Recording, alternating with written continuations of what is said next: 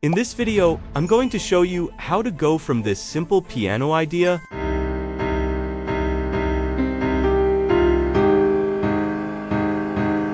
to this epic orchestral track.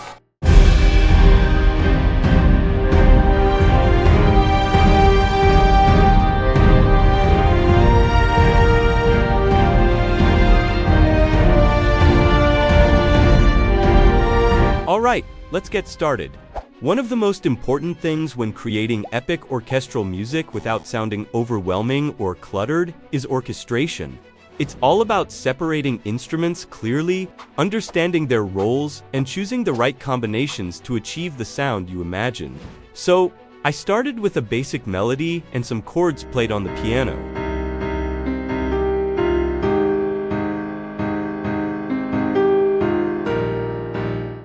From here, we're going to orchestrate the full piece, step by step. We begin by moving the melody to the strings section. Quick note, for this track, I'm using Spitfire, Studio Orchestra Professional Libraries for strings, woodwinds, and brass, Damage for percussion, and Voxos for the choir. The melody is played by violins 1A, and also an octave lower by violins 1B. Then, I use second violins to double the melody in 2 octaves, the original and one above.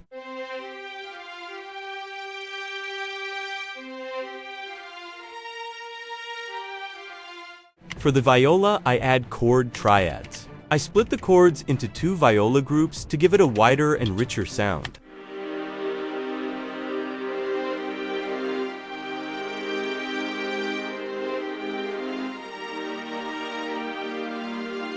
The cellos and double basses play in octaves, supporting the harmonic foundation with rhythm.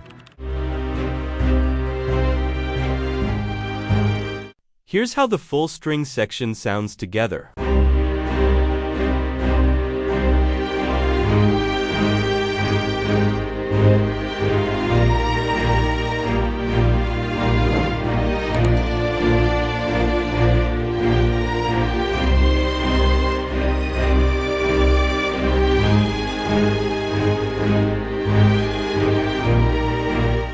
Next, we move to the woodwinds.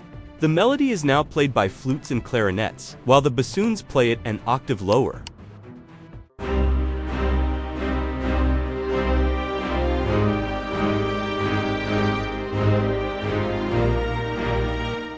To add some contrast, I wrote a counter melody for the oboes.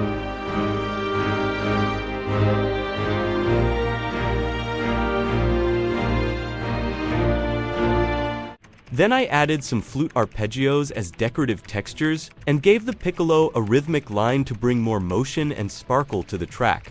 Here's how the woodwinds section sounds.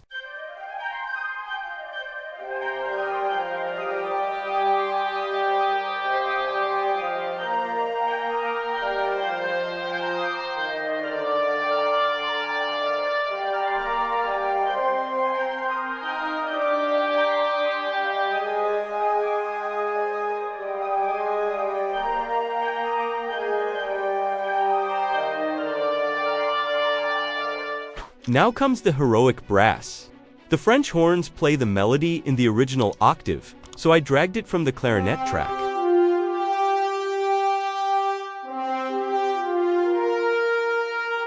Now, the trombones doubling the melody 1 octave lower to add more depth.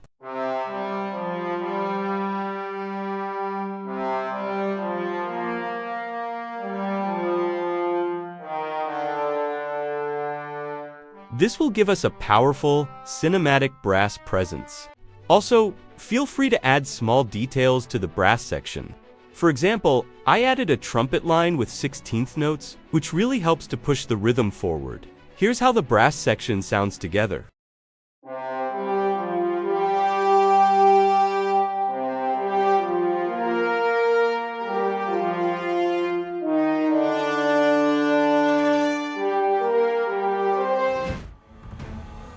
Alright, let's take a quick pause here. How's it sounding so far? Pretty cool, right? Just think about what we've done with just a simple melody and a few chords. You can build something truly epic in just a few hours. And we're not done yet. There's still percussion and the final touches to go. If you're enjoying the video so far, please give it a like. And if you want to see more content like this, make sure to subscribe. It really helps me out a lot. And stick around until the end. I'll be sharing a quick pro tip that can really take your orchestration to the next level. Okay, let's continue.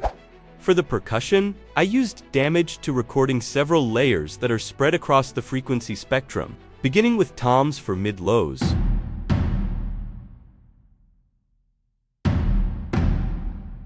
Crash cymbals for high frequencies. Grand cassa, also known as bass drum, for the low end.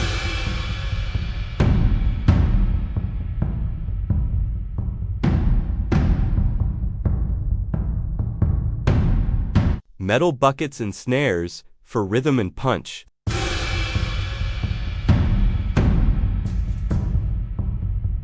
This way, the percussion supports the track without muddying any specific frequency area. This is how it sounds all the percussion together.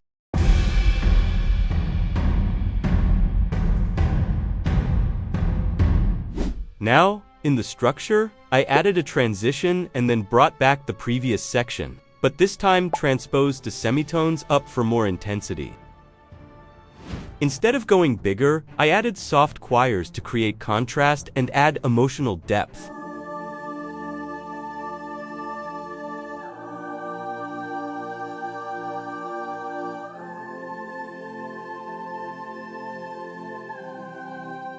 And powerful timpani hits to enhance the impact of the ending.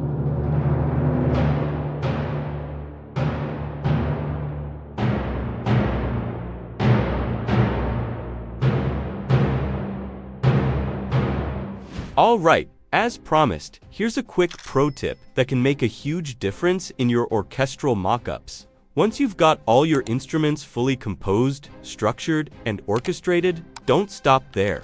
The next step is to go track by track and record automation for expression and dynamics without changing a single note.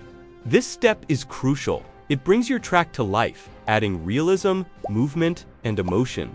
For this video, I speed things up by automating section by section, for example, all the strings first, then woodwinds, then brass, etc. This makes the whole process more efficient, while still keeping everything musical and expressive. But for more expressive and pro sound, do it track by track. And this is how the full piece sounds after all the orchestration.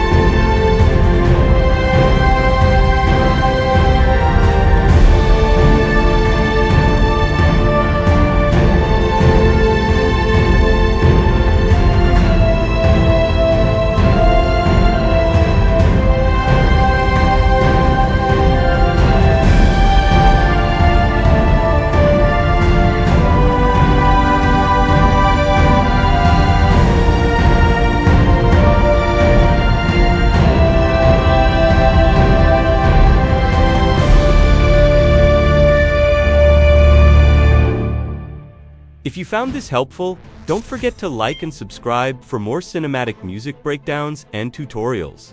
See you next time.